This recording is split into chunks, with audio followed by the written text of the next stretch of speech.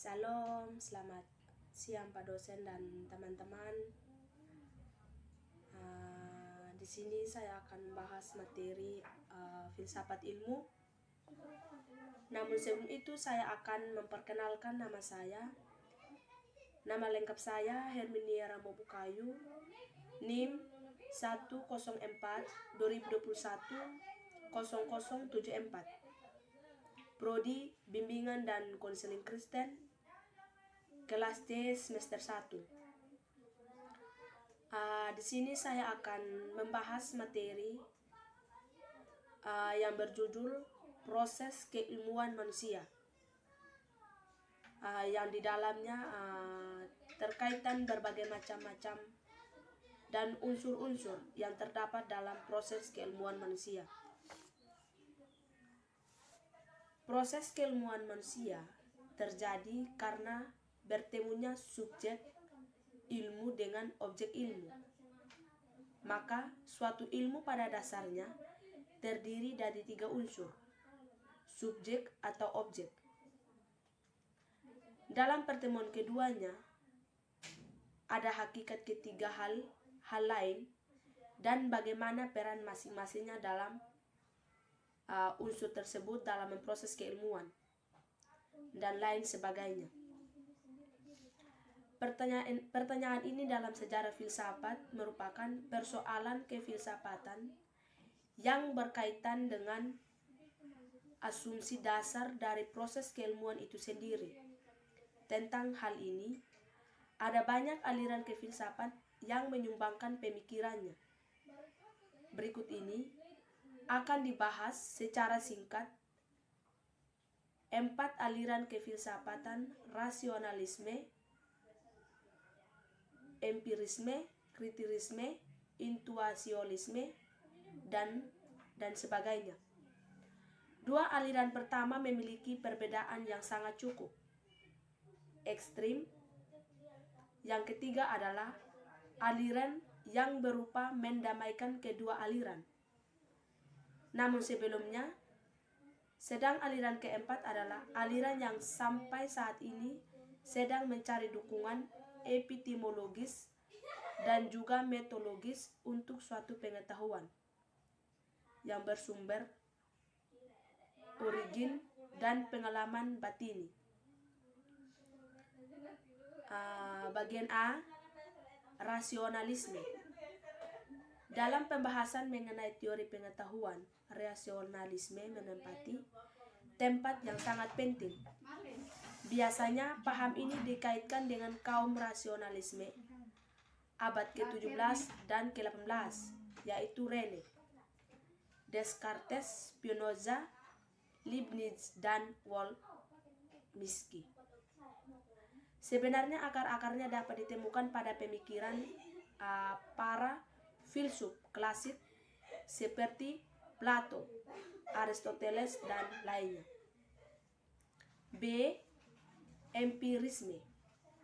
Dari uraian di atas dapat diketahui bahwa rasionalisme merupakan aliran pemikiran yang menekankan pentingnya peran akal, ide, substansi, dan form, kausalitas dan kategori dalam proses keilmuan. Bertentangan dengan rasionalisme yang memberikan kedudukan bagi rasio sebagai sumber pengetahuan. Empirisme memilih pengalaman sebagai sumber terutama pengenalan, baik pengalaman lahiriani maupun pengalaman batiniani. Substansi fans relasi. Seperti halnya kaum empirisi yang lain, David Hume berpendapat bahwa seluruh isi pemikiran berasal dari pengalaman yang disebut dengan istilah persepsi. Kualitas advance induksi dalam pendengaran Hume adalah tidak benar jika kita mengatakan adanya hubungan sebab akibat antara berbagai kejadian sebagai petanda adanya suatu bentuk hubungan yang mutlak di dunia yang disebut hukum kualitas. Ini jelas merupakan pemikiran yang kacau demikian atau Hume. Kritisme epistemologi Immanuel Kant. Immanuel Kant adalah seorang filosof besar yang muncul dalam pantas pemikiran filosofis zaman Aufklärung Jerman menjelang akhir abad ke-18. Ia lahir di Königsberg, sebuah kota kecil di Prusia Timur pada tanggal 22 April 1924. Kant lahir sebagai anak keempat dan suatu keluarga miskin, orang miskin atau rendah. Orang tua Kant adalah pembuatan pelayanan kuda dan penganut setiap gerakan pietisme pada keilmuan manusia. Pada usia 8 tahun, Kant memulai pendidikan formalnya di Collegio Praedirianum, sekolah yang berlandaskan semangat pietisme. Periode ini sering disebut periode rasionalistik. Periode kedua berlangsung antara tahun 1760 sampai 1770 yang ditandai dengan semangat skeptisisme. Periode ini disebut periode epikteristik. Pada periode ini, pengaruh Hume sangat dominan karena karya Kant Dream of Spirit Sheer ditulis pada periode ini. Periode ketiga dimulai dari inaugural Deep Station pada tahun 1770. Periode ini bisa dikenal sebagai tahap kritik. Sedangkan periode keempat berlangsung antara tahun 1790 sampai tahun 1804. Dan pada periode ini Kant mengalihkan perhatiannya pada masalah religi dan publik problem sosial. Akar-akar pemikiran Kant Immanuel Kant adalah filsuf yang hidup pada puncak perkembangan pencerahan 15, yaitu suatu masa di mana corak pemikiran yang menekankan kedalaman unsur rasionalistis berkembang dengan pesatnya setelah hilang pada masa abad pertengahan, di mana otoritas kebenaran pada umumnya ada pada gereja dan para Peter. Unsur rasionalitis itu seakan ditemukan kembali pada masa Renaissance abad ke-15 dan kemudian mencapai puncaknya pada masa pencerahan abad ke-18 ini. Leibniz dan Hume, kecuali tradisi pencemaran dan tradisi kritis yang memiliki pengaruh dalam kehidupan Kant. Leibniz dan Hume adalah di antara banyak filsuf yang mempunyai pengaruh besar pada Kant, terutama untuk membangun epistemologinya. Khusus pada Hume, Kant merasa bahwa Hume ialah yang telah membangunkan dari sikap dogmatisme. Leibniz dan Hume, kecuali tradisi pencerahan dan tradisi pietis yang memiliki pengaruh dalam kehidupan Kant. Leibniz dan Hume adalah di antara banyak filsuf yang mempunyai pengaruh besar pada Kant, terutama untuk membangun epistemologi. Khusus pada Hume, Kant merasa bahwa Hume ialah yang telah membangunkan dari sikap dogmatisme. Epistemologi Kant membangun dari bawah, seperti disampaikan di atas, bahwa sebelum Kant memang muncul berpendapat soal objektivitas pengetahuan, yaitu oleh pemikiran rasionalisme di Jerman sebagai dikembangkan di Dijkswoord dengan empirisme Inggris, yang kemudian bermurahan dalam pemikiran Hume. Upaya Kant ini dikenal dengan kritisme atau filsafat kritis suatu nama yang diberikannya sendiri. Kritisme adalah filsafat yang memulai perjalanannya dengan terlebih dulu menyelidiki kemampuan rasio dan batas-batasnya. Langkah kat ini dimulai dengan kritik atas rasio murni, lalu kritik atas rasio praktis, dan terakhir adalah kritis atas daya pertimbangan. Yang pertama, kritis atas rasio murni. Dalam kritik ini, antara lain Kant menjelaskan bahwa ciri pengetahuan adalah bersifat umum, mutlak, dan memberikan pengertian baru.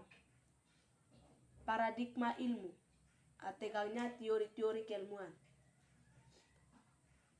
Pengantar, dalam proses keilmuan, paradigma keilmuan memegang peranan yang penting. Fungsi paradigma ilmu adalah memberikan kerangkaan, mengerahkan, bahkan menguji konsistensi dan proses keilmuan. Positivisme merupakan paradigma ilmu pengetahuan yang paling awal muncul dalam dunia ini. Pengetahuan, keyakinan dasar aliran ini berakar dari paham ontologi realisme yang menyatakan bahwa realitas ada atau tidak ada dalam hal lain. Kenyataan yang berjalan sesuai dengan hukum alam atau natural ways. Upaya penelitian dalam hal ini adalah untuk mengungkapkan kebenaran realitas yang ada dan bagaimana realitas tersebut senyatakan berjalan. C. Postpositivisme. Paradigma ini merupakan aliran yang ingin memperbaiki kelemahan-kelemahan positivisme yang hanya mengandalkan kemampuan pengamatan langsung terhadap objek yang teliti. Secara ontologi, aliran ini bersifat kritisal realisme yang memandang bahwa realitas memang ada dalam kenyataan sesuai dengan hukum alam, tetapi satu hal yang mustahil bila suatu realitas dapat dilihat secara benar oleh manusia atau penelitinya. C. Konstruktivisme. Konstruktivisme satu di antara paham yang menyatakan bahwa pospositivisme merupakan paham yang keliru dalam mengungkapkan realitas dunia. Karena itu, kerangka berpikir kedua, paham tersebut harus ditinggalkan dan digantikan dengan paham yang bersifat konstruktif. C. Critical theory. Aliran ini sebenarnya tidak dapat dikatakan sebagai suatu paradigma, tetapi lebih tepat disebut ideological oriented theory, yaitu suatu wacana atau cara pandang terhadap realitas yang mempunyai orientasi ideologis terhadap paham tertentu. Bab 4 tentang ilmu-ilmu sosial membuka jalur metodologi baru. A. Fenomenologi. Istilah fenomenologi berasal dari bahasa Yunani phainestai yang berarti menunjukkan dan menempatkan diri sendiri sebagai aliran epistemologi. Fenomenologi diperkenalkan oleh Edmund Husserl 1859 sampai 1938. Meski sebenarnya istilah tersebut telah digunakan oleh beberapa filsuf sebelumnya 5. Secara umum pandangan fenomenologi ini bisa dilihat pada dua posisi. Yang pertama, ia merupakan reaksi terhadap dominasi positivisme, sebagaimana B. Hermeneutika. Hermeneutika merupakan satu di antara beberapa teologi yang menawarkan pendekatan baru dalam ilmu-ilmu sosial. Pemikiran hermeneutika sosial ini dikembangkan oleh Friedrich Schleiermacher 1768 sampai 1834, Wilhelm Dilthey 1833 sampai 1911, Gadamer 1900 dan lain-lain. Di tanah mereka pemikiran hermeneutika yang pada awalnya sebagai teori memahami teks tertulis atau kitab suci, kemudian mendapatkan perluasan objek, yaitu teks kehidupan sosial.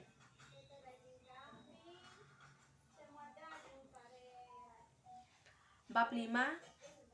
Kerangka dasar teori keilmuan, suatu diskusi metodologi. A. Francis Bacon, metodologi, metode induksi eksperimen. Pengantar, pemikiran filsafat ilmu Bacon 1561 sampai 1626. Terangkum dalam Novum Organum baru.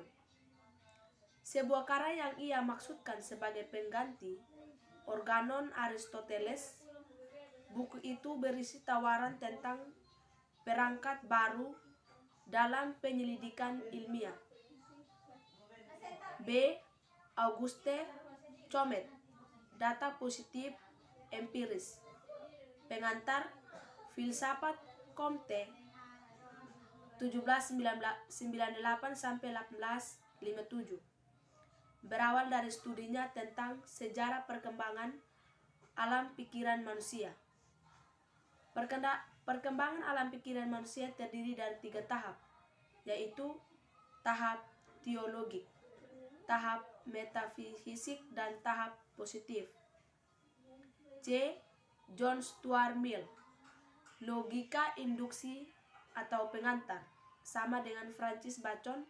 John Mill 1806 sampai 1873 adalah di antara filsuf yang juga mempersoalkan proses generalisasi dengan cara induksi.